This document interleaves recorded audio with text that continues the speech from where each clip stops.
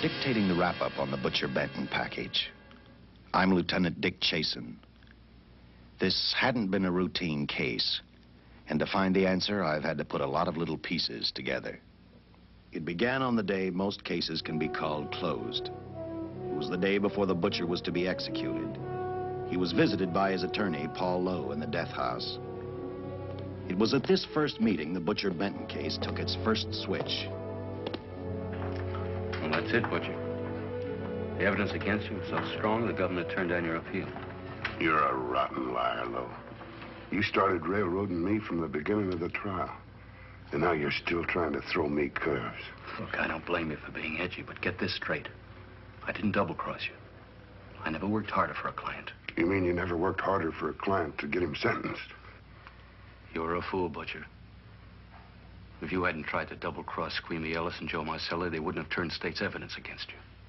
But you had to get greedy. You wanted to keep the whole $600,000 for yourself. Well, the boys got sore, and I don't blame them. It was all your idea. You planned the whole job. You hired us. When you found out I'd staged the money, you decided it was time for me to die. You got those two crumbs to turn state's evidence on me. You stinking rotten mouthpiece. We both know that isn't true, Butcher. Now, look, what's the sense in not giving me the money? It's not going to do you any good. Well, I'll have the satisfaction of knowing that none of you three crumbs are going to spend it. What about Eva? Don't you owe her something? If you tell me where the money is, I'll see that she gets your share. I've got a different idea. I'm going to kill you and Squeamy and Joe. Then I'll take care of Eva myself. You thick-headed ape, you're going to die tomorrow. Remember what I said. I'm going to get you. All three of you. Even for you, Butcher, that'd be quite a trick. So long, dead man. Remember what I said. I'm going to kill you. All three of you.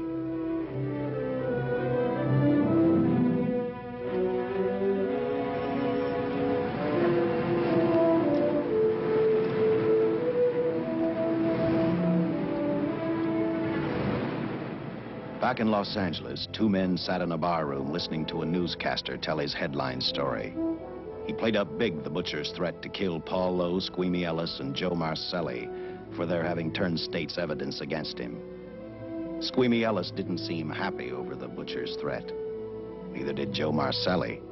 But they had figured, once a dead man, always a dead man. But this was one time everyone was in for a surprise, including the entire police department.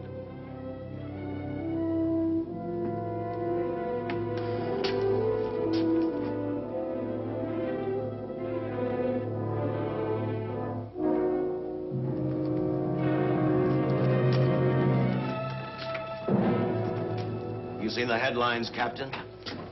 Teletype just came in from San Francisco. Butcher's execution is set for 5 o'clock this afternoon.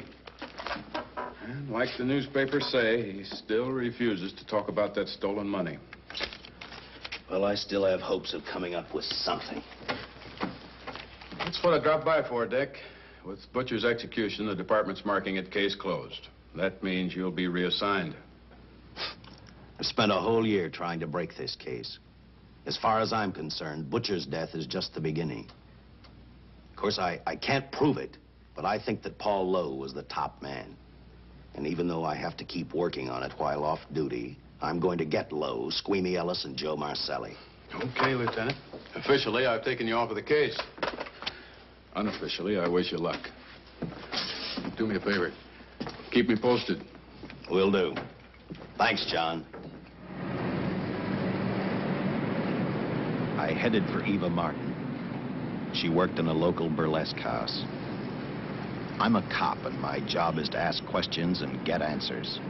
So I decided I might as well start again with her.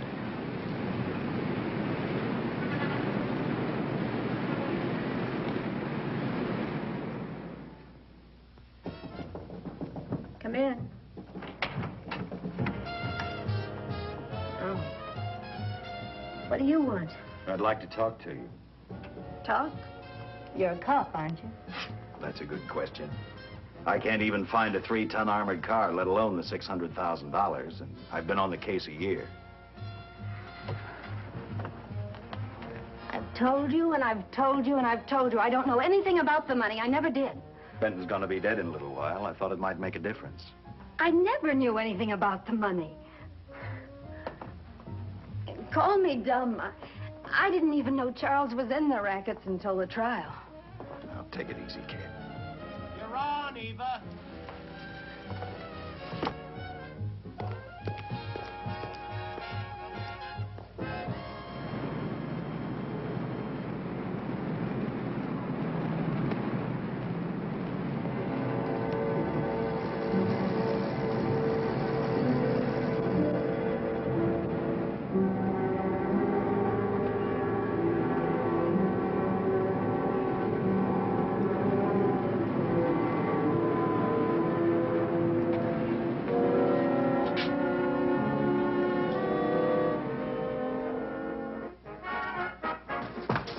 Honey, here's your wrap.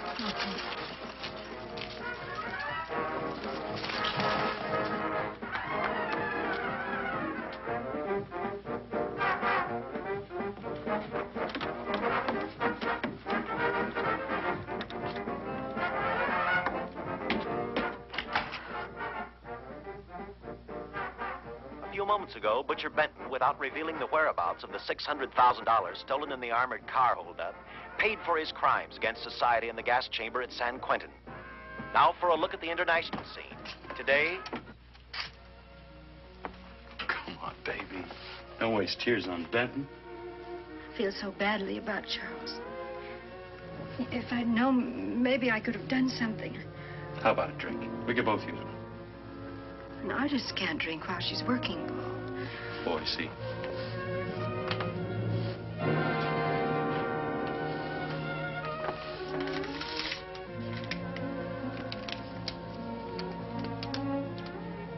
What's that?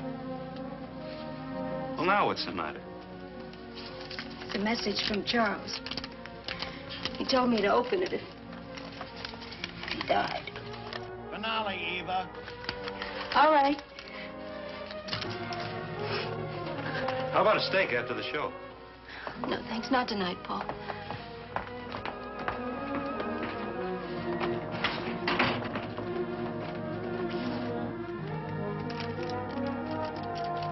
I didn't find out until much later, but Paul Lowe, in opening the letter the butcher had given Eva, found a map outlining a section of the city sewer system. And clearly identified was the spot where the butcher had hidden the stolen payroll. He replaced it with a $50 bill.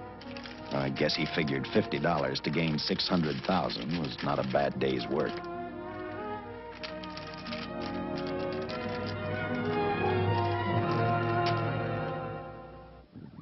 And a few hundred miles away in San Francisco, the case took another switch, which turned the next 72 hours into one long, hideous nightmare. Dr. Bradshaw, a distinguished biochemist, was making preparations for a final experiment which he hoped would lead the way to a cure for cancer. He'd been successful with laboratory animals. The last step called for a human body. And Dr. Bradshaw's assistant quickly made a deal with a local mortuary and returned to the laboratory with the dead body of Butcher Benton.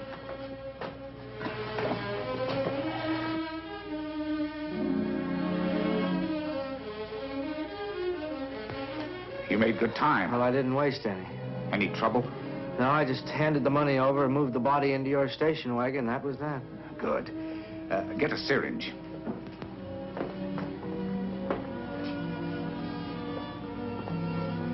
He's in good shape. Well, I hope so. We'll get other blood samples later. We'll run this one through fast. Right. Now wheel him into the machine and then raise him. Right.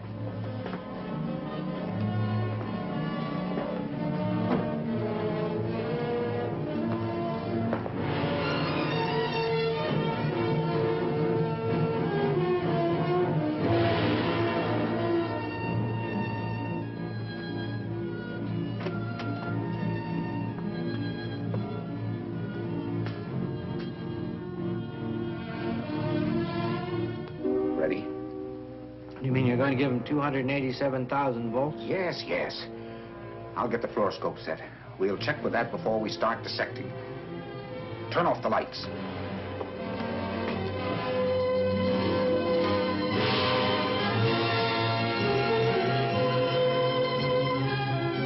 There you are, old boy.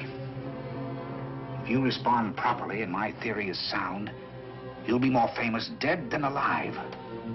Throw the switch.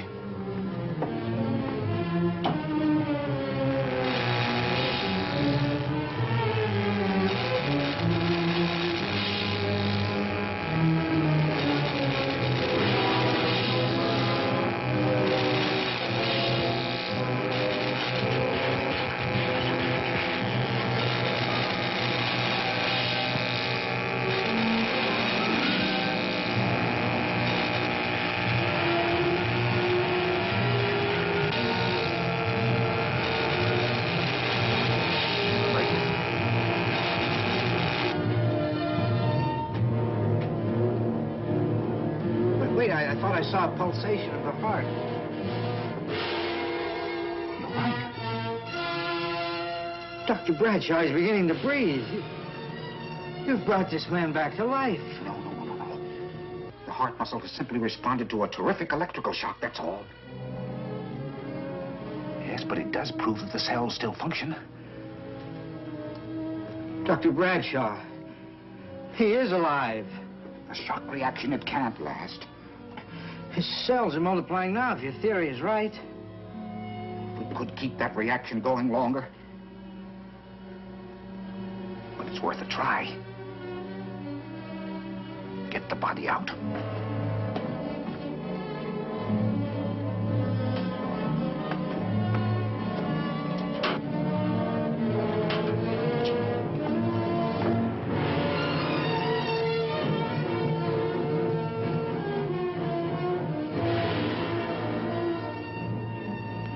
Get some adrenaline from the supply room. Some amyl nitrite, too. Hurry, hurry.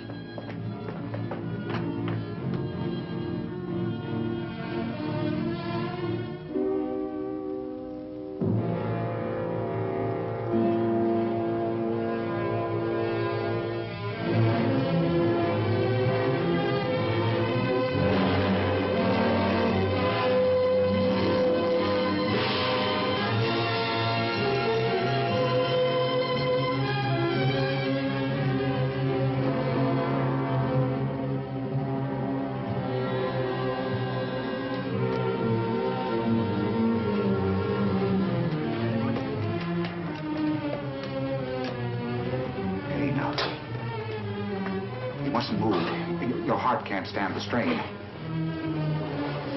Now, you must lie still. Please, please. Easy now. Easy. Easy. You must lie. Easy, please. Oh!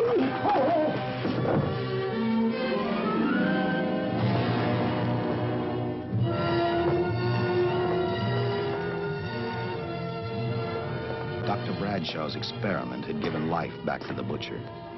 He tried to talk, but the electrical voltage had burned out his vocal cords. Yet it hadn't destroyed his brain. He knew who he was. He knew who he hated. As he stumbled about the room, I think he thought only about one: kill Lowe, Squeamy, and Joe Marcelli. The tremendous electrical voltage that Dr. Bradshaw had given the butcher had increased his cellular structure to the point where he was no longer a man. Dr. Bradshaw's experiment had created a vicious, brutal animal with an almost inconceivable amount of strength. Dr. Bradshaw must have believed the butcher's regained life would last for only a few minutes. Therefore, instead of calling for help, the doctor decided to handle his creation alone. Now, easy, Benton. Just relax. I'm a doctor. I want to try to help you. Do you understand me? You're in my laboratory. The execution was carried out and you were declared dead. I tried an experiment on you and brought you back to life, although I didn't intend that. Now, you've had a great shot. Now come and sit down. Now, be quiet. Now, come and sit down. Take it easy. That's the boy.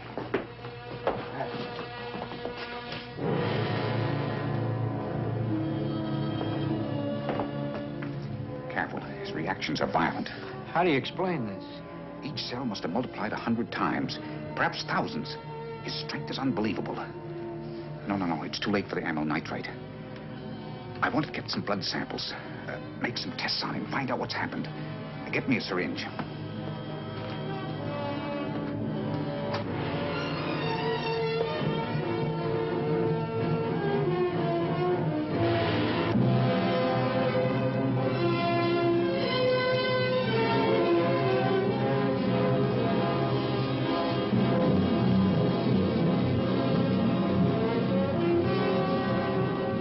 Why won't the needle penetrate the skin?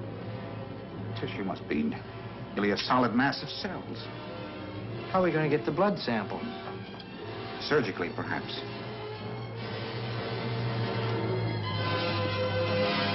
Now, take it easy. You can't leave here now. I'm responsible for your being alive.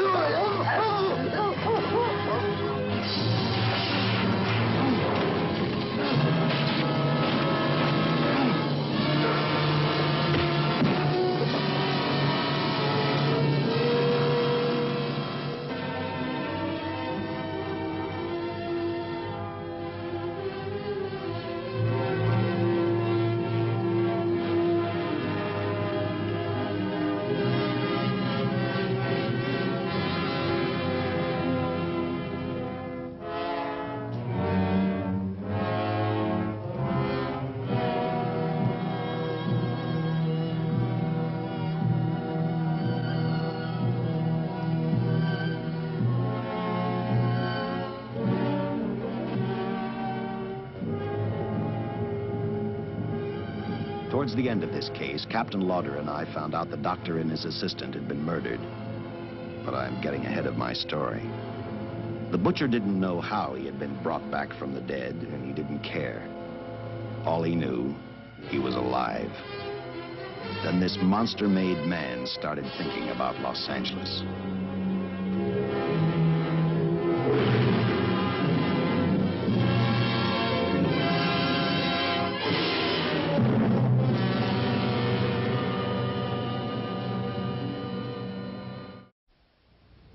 On that very night back in Los Angeles, I decided to stop playing detective for a little while. I went to the burlesque house to ask Eva to have dinner with me. After all, the butcher was dead, and if I got lucky, sooner or later, I figured Paul Lowe would lead me to the stolen payroll. In a way, that possibility made me even feel better. It's not fair to watch the show from backstage. Next time, I'll pay admission. I take it by that remark you like my routine. Yeah, you're pretty good. What I can't figure out, though, is why you stay in a place like this. It shouldn't be hard for someone like you to get a job in a class spot. If you weren't a detective, I'd be willing to bet with a line like that your next remark would be, how about dinner? Well, not exactly dinner, but a hamburger might be a good idea. If you're asking in an official capacity, I can't say no. I'm off duty. For the past 6 months, all I've ever called you is Lieutenant Chasen. Do you have a first name? Dick. Give me 10 minutes for a quick change, because you just made yourself a date, Lieutenant. I mean, Dick.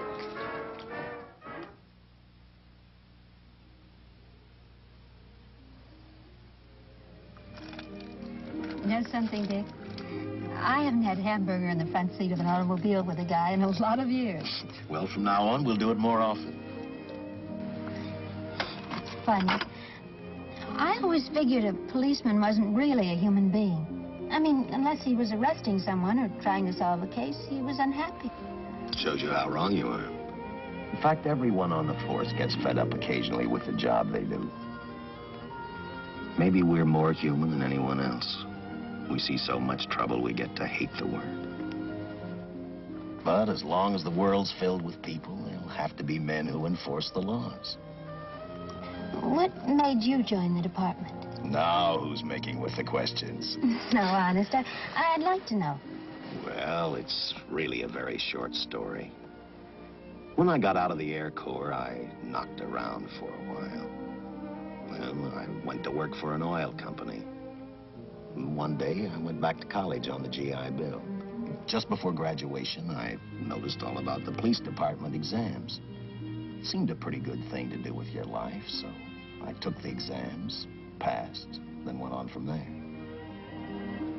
If I ask one more question, will you give me a straight answer? Try me. Am I still part of the Charles Benton investigation? I mean, right now. I don't think so. As far as the department's concerned, when Benton was executed, the case was marked closed. But inside of me, that's not good enough. I don't follow you. Well, the $600,000 is still missing. And a fast-talking underworld lawyer like Paul Lowe is walking around a free man. Someday, no matter how long it takes, I'll get him and the money. Until I do, the Benton case for me is not closed. I give you my word, Dick. Charles Benton never told me anything about the money. Oh, I've been sure of that for a long time. But how did you ever get mixed up with anyone like the butcher? This trouble ever started just happened. I had a roommate who used to date Benton all the time. One day she packed and left for Chicago. Benton carried a torch for her, and he used my shoulder to cry on. First thing I knew, we were having dinner together, and a few weeks later, I was labeled by the police as this #1 suspect and Benton's girl. But it was never like that. I made only one mistake. I felt sorry for him. You mean, until he was arrested for the robbery and the killing, you had no idea how he earned a living? I know this is going to sound crazy, but I only went out with Benton a couple of times. And all we ever talked about was Madge, my old roommate. The last time I saw him, he tried to get too friendly, and that's when I told him he had the wrong girl. But like I said, I'd already made my mistake. What about the burlesque house? How do you two fit together? You sound like a lot of other people. I left a small town a couple of years ago because I won a beauty contest, and the first prize was a screen test. After which, nothing happened? That's right. Only, it was pretty rough. And then one day I read an ad about girls wanted for a burlesque show. I auditioned and I got the job. You know something? It's like any other job. If you're looking for trouble, you can find it even in a schoolroom. Well, when the screen test didn't work out, though, why didn't you go on home? Well, first you have to have a home to go back to. My folks are dead, so Los Angeles was as good as any place else. I don't know about you, but I do 8 shows a day, and at this hour I'm bushed. I know what you mean. Mind if I drive you home? No. And I'll tell you something else. I haven't minded anything about tonight. Not even the hamburger. I kept playing tag with Lowe. He made 4 telephone calls. 3 of them didn't interest me, but one did. The one to Joe Marcelli. I watched Joe head for his meeting with Lowe, and for some unknown reason, I began to get the feeling that this case was finally about to explode in my favor. You see what I mean? Well, look at that, will you?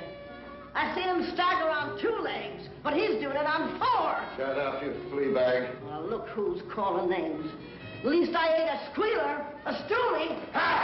I warned you before. All right, Harry, that's enough. I'll take care of him. I want to talk to him. Okay, Mr. Lowe. But any future business you've got with this psycho, take care of it upstairs in your office. You keep showing around here, sooner or later he's going to get slugged, cripple or no cripple. All right, shut up, Joe. Sit down.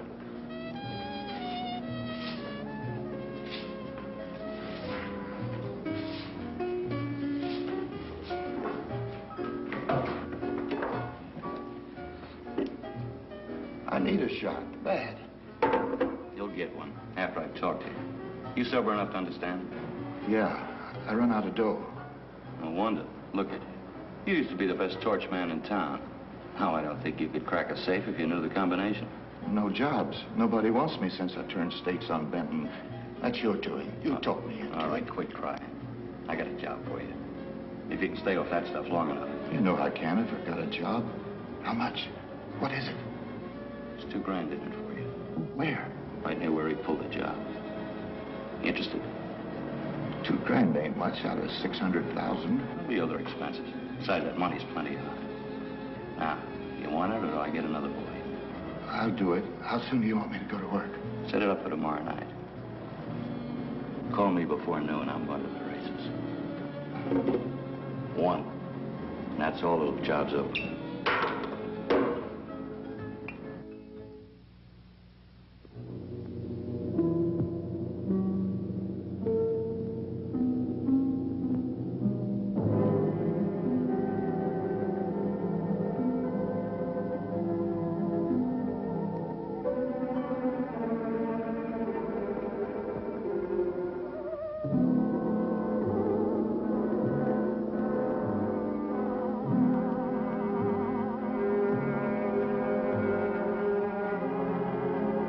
The butcher was walking slowly toward Los Angeles.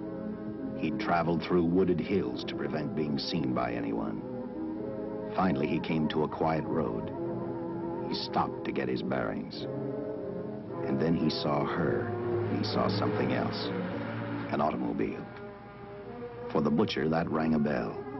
With a car, he knew by the next afternoon he'd be in Los Angeles in plenty of time to catch up with the 3 men who had double-crossed him.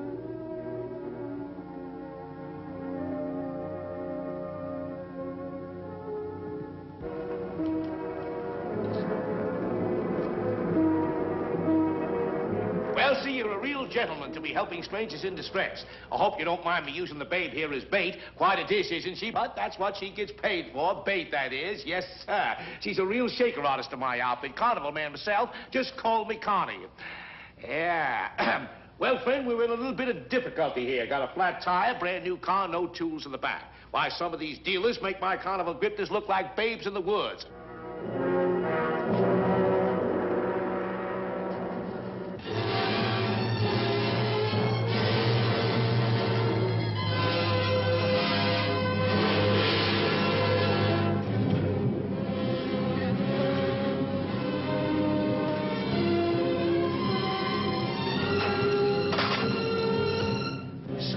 Holy. Say, who you with, friend? Let it down. Let it down. No matter who you with, friend, believe me, I can do better for both of us. I'll make a fortune for the both of us. Oh.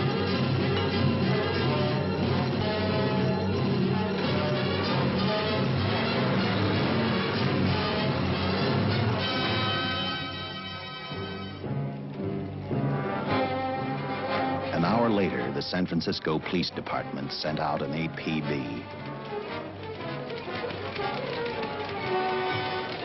Squads were sent to various parts of the countryside.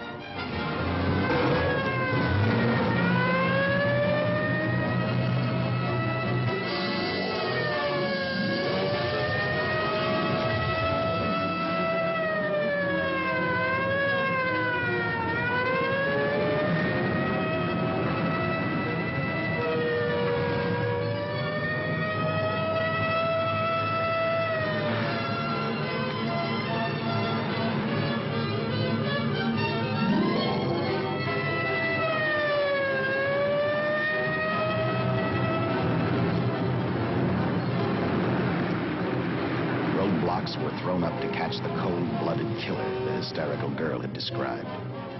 Each squad kept reporting back to Central Headquarters, and each of their stories was the same. So far, none of them had spotted the car the killer was driving. Orders were given to shoot to kill, because from the girls' further accounts, they realized they were dealing with a maniac.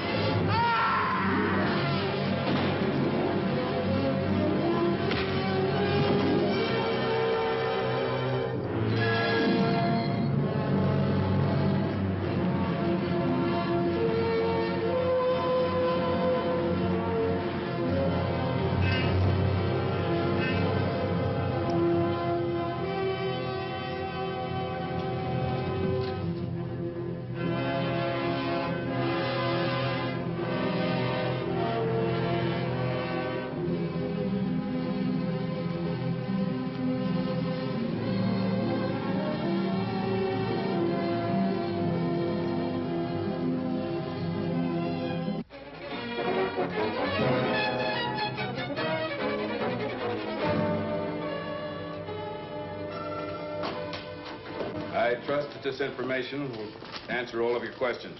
If I can be of any further service, let me know. Sincerely, J.I. Louder, Captain Police, L.A. Here's another all points from CHP, Captain.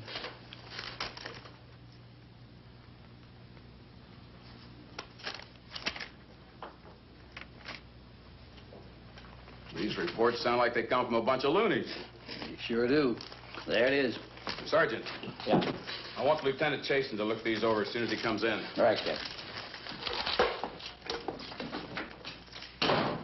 The next morning, I read the stories of the brutal murder of the 2 police officers. I also read the witness's statement about the bullets having no effect upon the killer. I felt sorry for the witness, and I thought about how easily a person's mind can become confused when suddenly they receive a brutal shock. I didn't believe a man existed who could not be stopped by a slug from a .45. Good morning, Captain. You and the rest of the force are going on 24-hour duty. Seen the headlines? You mean this guy that's running amok up north? Yeah, the latest report, he's killed 2 police officers. Made a getaway in a green coupe heading south. I've got a hunch this killer's gonna be our baby. He could be in town right now. Yeah. You better get started, Lieutenant. Okay. Any new leads on that hold-up money? I think the girl can probably be counted out. If any of the others are wise, they're keeping mighty quiet. Well, let it ride for now. The whole force is gonna be on the spot until we catch this killer. Newspapers will have a field day.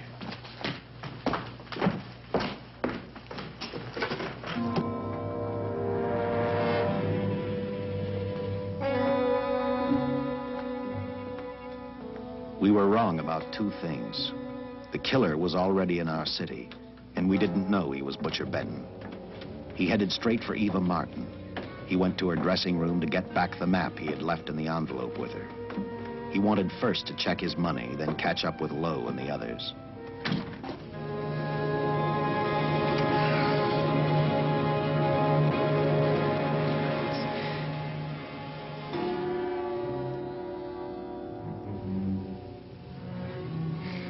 Can't be.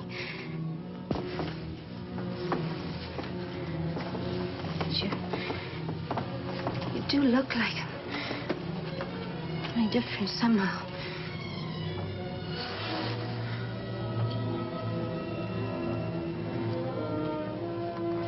It is you. Why didn't somebody tell me? What's happened, Charles? Those look like bullet holes. Are they?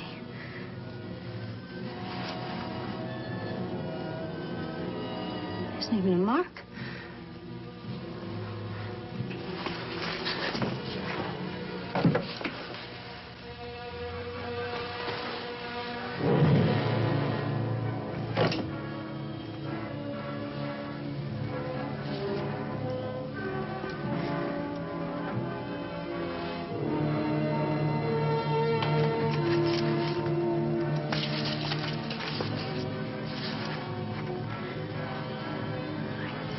I opened it like you told me. I found the $50. I didn't know why you left him. Paul didn't know why he was here.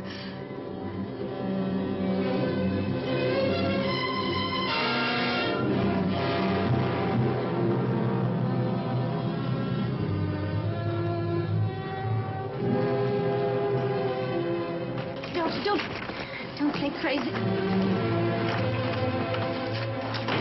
The name of Paul triggered his hate. He left her dressing room and started for Squeamy Ellis and Joe Marcelli's place. Because he knew, with them out of the way, Paul Lowe couldn't open the strong box where the money was hidden. He thought of Squeamy and Joe first. He was saving Paul Lowe for last.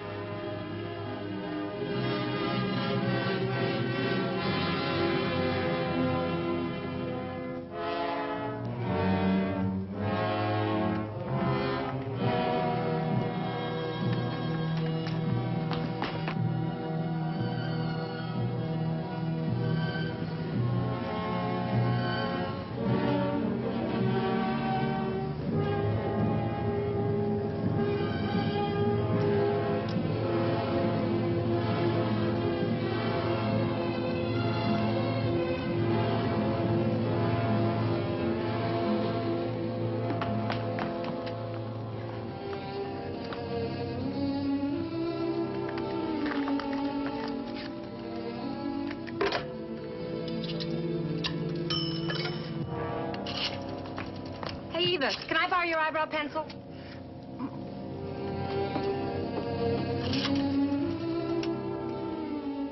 Operator, get me police headquarters.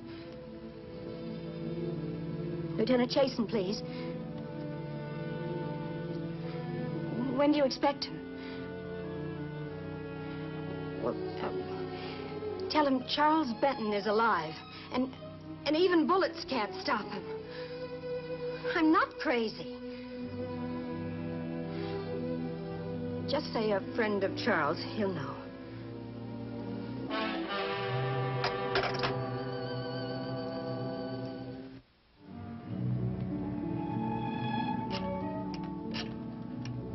After leaving a message for me, Eva telephoned Squeamy Ellis. She tried to tell him the butcher was alive and on his way over to kill him. Squeamy didn't believe her, and in a way you couldn't blame him. Who in their right mind would believe a man had returned from the dead? What Squeamy actually believed was that the butcher, before his execution, had hired a killer to carry out his threat.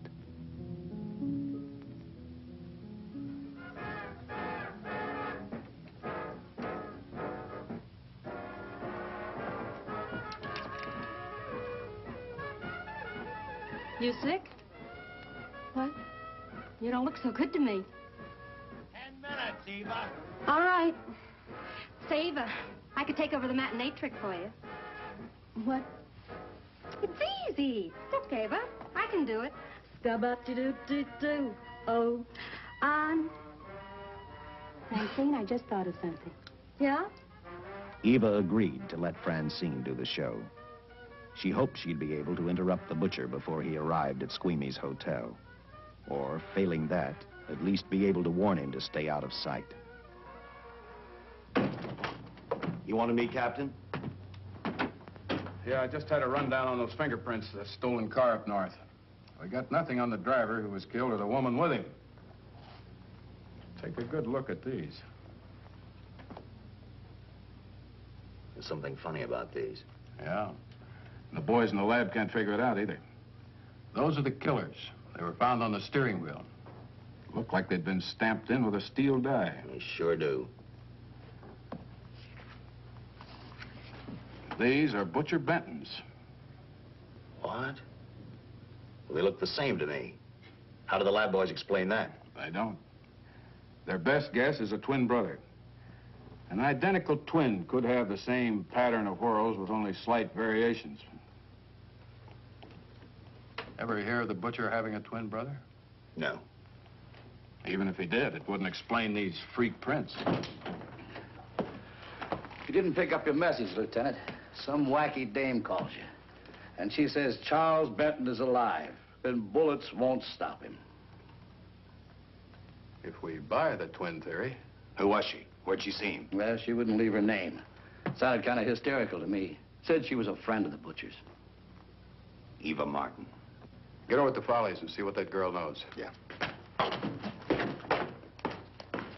Some guys have all the luck. I never drew an assignment to the Follies.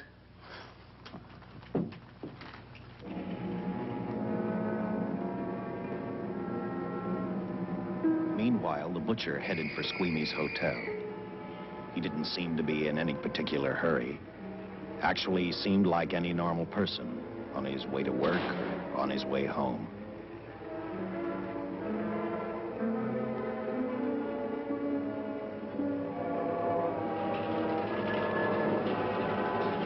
He rode up Angel's Flight, arrived at the top, scanned the hotel building, and then noticed the only exit from Squeamy's apartment, a fire escape.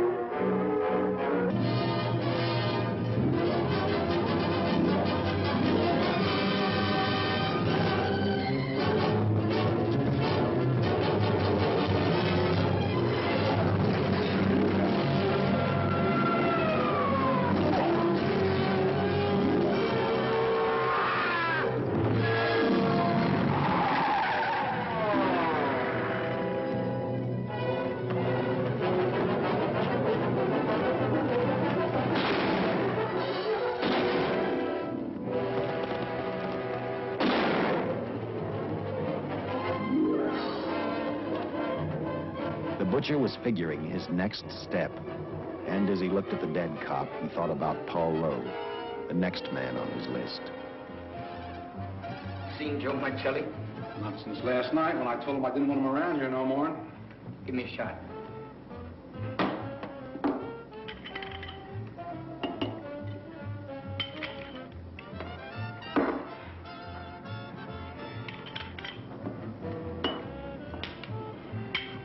Look, I need help. Just found out that Benton's hired a killer to get me. He's after Joe, too. Well, then drink up and get out. I don't want no trouble around my place. You're a real pal. Drink up and get out, I said.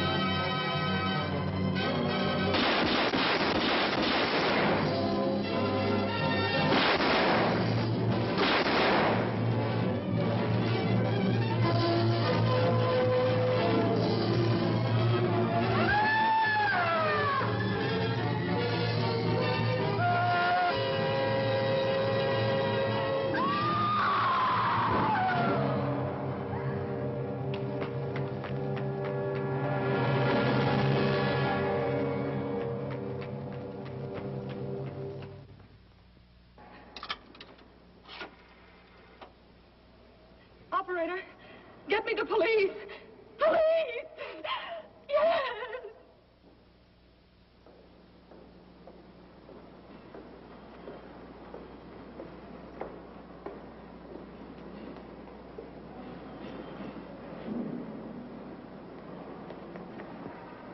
What's happened? A guy named Squeamy got thrown from the 5th floor. He's dead on a mackerel. Customer of mine. You mean Squeamy Ellis? Yeah, that's it. Just Squeamy. No one else was killed. Ain't one enough?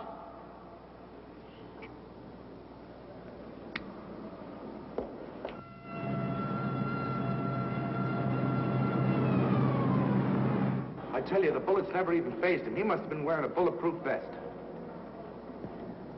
God help us when the papers get a hold of this. Keep an officer on duty here till you hear from me. We'll get a stakeout on Joe Marcelli. I'd like to talk to Joe. Lauder, I'm going to call San Quentin. Suppose Benton is alive. Every available man's been put on the case now. Yes, sir. All right. All right. Anything new? Report on Dr. Bradshaw, owner of the station wagon. The San Francisco police located his laboratory in the basement of an electrical power receiving station. Bradshaw, what's he know? He's dead. And another man, too, his assistant. The lab is a shambles. But now we're getting some action from San Francisco. Benton's body never arrived at the mortuary where it was supposed to go.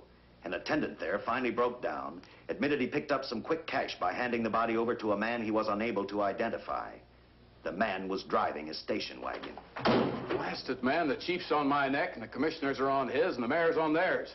Now, am I supposed to tell them that our killer is a dead man? They found a notebook in Bradshaw's lab. It ties his experiments in with a Professor Dwiggins at Caltech. I hope to hear from Dwiggins soon. Captain, report from the valley on a hysterical woman. Reports the presence of the killer. There's the location. Let's go.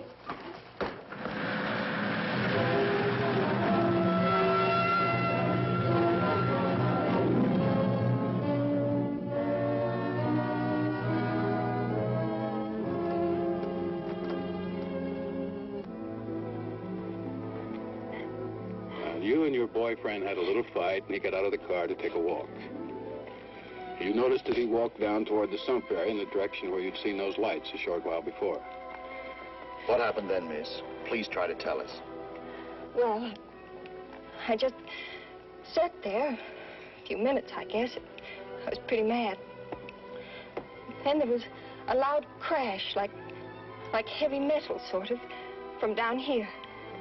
I got out of the car to get a better look. I heard Jimmy cry out something. I couldn't make out the words. Then down here, in a patch of light, was Jimmy. And coming toward him was this man. Big man. Lifted Jimmy up over his head like he didn't weigh a thing. Jimmy screamed. Just once, before he broke Jimmy's back. I heard it snap, not far away. Then I started running till I found this house. They let me use the phone. Thank you, mate. We'll see that you get home all right now. O'Malley, see that the young lady gets home all right. Paul Lowe, while driving to his office, heard a radio commentator report the murder of Joe Marcelli. And what shocked him most was when the broadcast identified the killer as possibly being the butcher. Lowe headed straight for Eva Martin at the Burlesque Theater. Oh, you gave me a start, Mr. Lowe. What are you doing here? Where's Eva? Oh, I'm taking her place. I'm going to wear her costumes. What's it to you? I asked you, where's Eva? Hey, don't get physical. Well, watch your tone of voice, Buster. I told you. Little Eva isn't here. I could see that for myself. Where is she? She's at police headquarters. That's where she is. Yes, sir. No, sir. Captain Lauder's still with the mayor. The killer dropped out of sight. He was last seen in the Hollywood area. Yes, sir. We know he's dangerous. Every angle's being covered. Yes, sir. I'll tell him.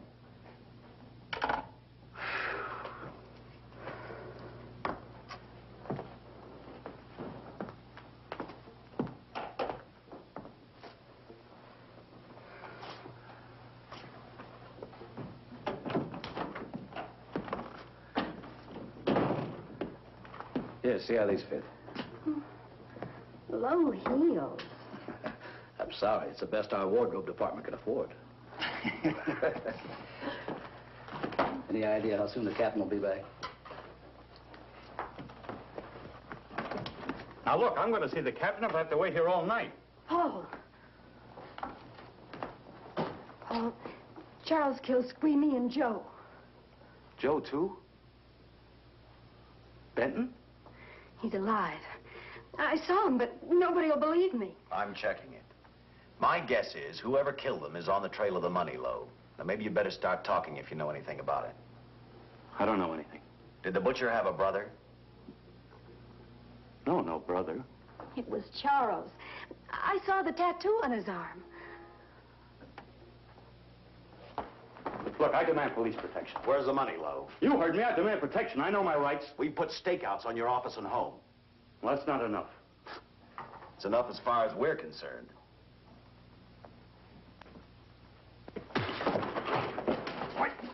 Now you gonna book me, Sergeant?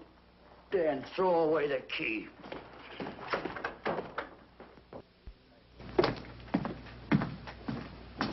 Thank you. Come up with anything yet, Dick? Oh, we've checked every hotel, motel, and rooming house in town. We've run a cross-check on every hangout Butcher ever used. Net results, blank. This is incredible. We not only discover a dead man turned killer, but it's beginning to look like he plays ghost, too. He's somewhere in this city, and if we have to take it apart brick by brick, we've got to get him. I may be way off, but I think Paul Lowe could tell us a lot. Maybe, but it's a cinch he's not going to. Well, suppose he had no alternative. You better grab some coffee. Your mind's beginning to play tricks on you. No, now, wait a minute. When Lowe came to us for police protection, it was because he was scared stiff the Butcher would add him to the list of Squeamy Ellis and Joe Marcelli. Go on. It figures, too. When he slugged the sergeant, he knew we'd book him right away. Oh, this Lowe's a pretty cute character. But we can play the same game. You mean we'll threaten to release him? Well, not exactly. You tell him you realize that he was excited, that throwing the punch was accidental. Tell him we're not going to make a charge, that he's completely released. Lieutenant, you know we can't do that. Lowell made his first mistake when he hit the sergeant, and that'll get him a year. As far as the department's concerned, at least it's a small victory. If my hunch is right, Lowe won't want to be on the streets with the Butcher looking for him. And he may talk, and talk a lot. Enough maybe for us to get rid of him permanently. Even lead us to the Butcher. If he's frightened enough, that might work. But if it doesn't... No, Dick, I'm not going to release him. I want him out of my way so bad I can taste it, but not bad enough to be responsible for getting him killed. The good thing about that, Captain, is the fact we know it, but Lowe doesn't. Let's give it a try. All right, Lowe. Come on out. I think you'll find everything in there. You're free to go, Mr. Lowell. Wait a minute. Who do you think you're kidding? You arrested me for assaulting an officer. Court, I'll plead guilty. With luck, I might get off with 6 months. For a lawyer, you're forgetting a very important point. If no charge is made, there's no trial. It was a tough day for everyone. We figured your nerves were on edge, and when you threw the punch, you didn't know what you were doing. I've squared everything with the sergeant. It's all over, all forgotten. Yeah? Why'd you bring a stenographer? Simply because I wanted a record of our conversation at the time of your release. Okay, Lowell, let's go. Oh, wait a minute. Once out on those streets and I'm a dead man. You let me go, you'll be responsible for murder. Oh, come off it, Lowe. You're imagining things. You know the Butcher threatened to kill me. You set me free, he'll do it. Well, that's just a risk we'll have to take. But the way I look at it, Mr. Lowell, you'll be okay. Look, Captain, I'll make a deal with you. You keep me here, and I'll tell you how to recover the money. Maybe even catch the Butcher. No deals, Lowell. You'd probably tell us anything just to stall for time. Come on, let's get out of here. Now, wait a minute. All right. I'll tell you the truth. Start taking this down. I, Paul Lowe, hired Butcher Benton, Squeamy Ellis, and Joe Marcelli to pull off the armored car holdup. And then Lowe continued with his confession. He told us about finding the map. He showed us the exact location of where the Butcher had hidden the stolen payroll. And he gave us a most important answer. The explanation as to how the Butcher was able to elude detection. His means of escape was the sewer system beneath our city.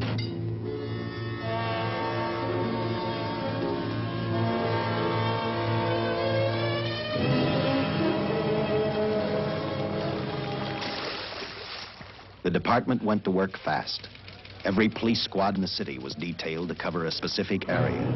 Every entrance and exit to the Los Angeles city sewer system of 700 miles was covered. Captain Lauder and I, along with several other squads, headed for the entrance where, according to the map, Butcher had hidden the money. Our job was to stop him, and that made me think of one specific question. When we found him, could this monster be stopped? I, for one, wasn't sure.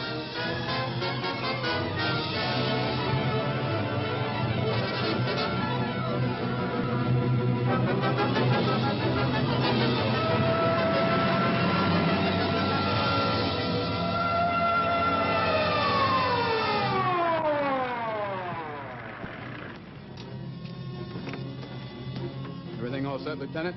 City engineers mapped out each possible exit. A squad of officers are spotted at every point.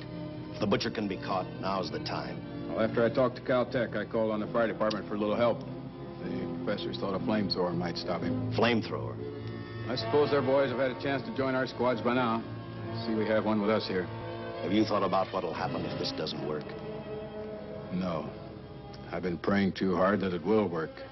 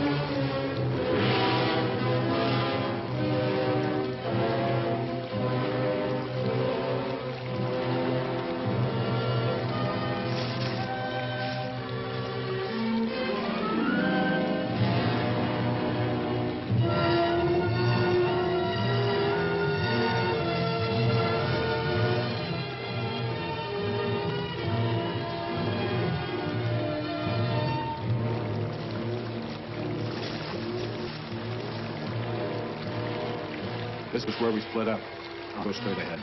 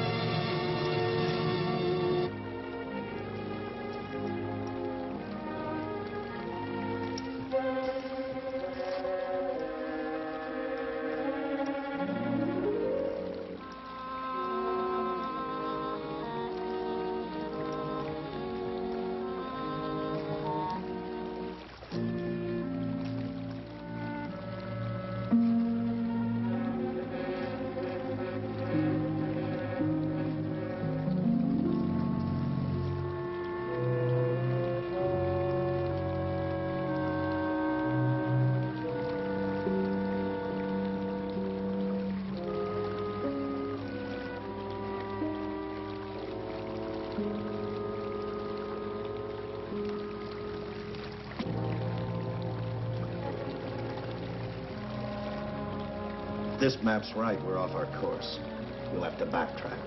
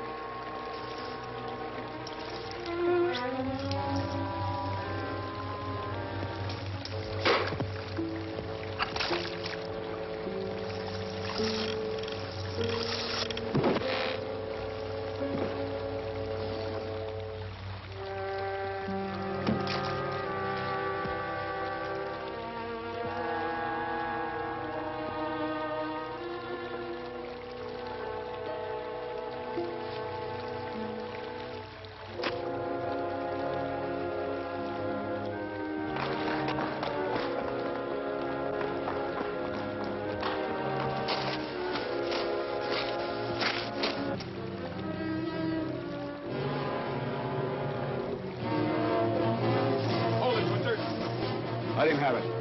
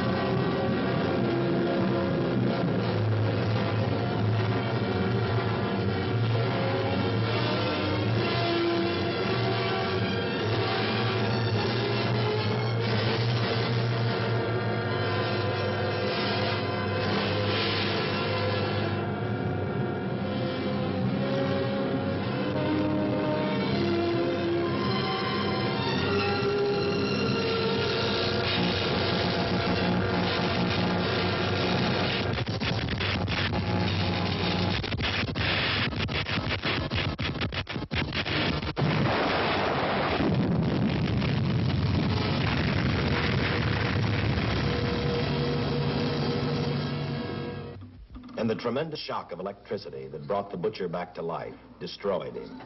The $600,000 stolen in the armored truck robbery has been recovered. Case closed. Well, here are the scientist's comments for your records. I had to fill in a few spots with my own guesses, but I guess that's about the size of it. Did you get any sleep? Oh, some. Not much. How's the girl today? Well, I called the hospital about an hour ago. She'd gone. Gone? Where? Well, she told them she was a working girl and that she'd been away from the job too long already. Quite a girl. Yeah. Say, how about that time off I've got coming? 48 hours, beginning right now.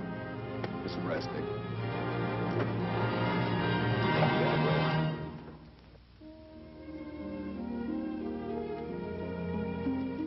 know something, Dick?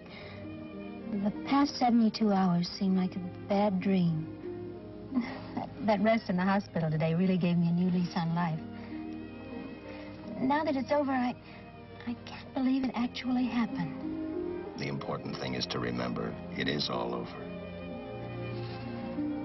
I suppose you'll be assigned to another case. I'll have to give up hamburgers in the front seat of the car for steaks in a restaurant. No, I've thought about that. In fact, I decided to do something about it. I started by talking the captain into a short holiday, and just about an hour ago, I got you fired. What? What did you do that for? I figured that being my wife would take up all of your time. Even if I wanted to say no, I couldn't. You're not supposed to say no to a detective. I figured that, too.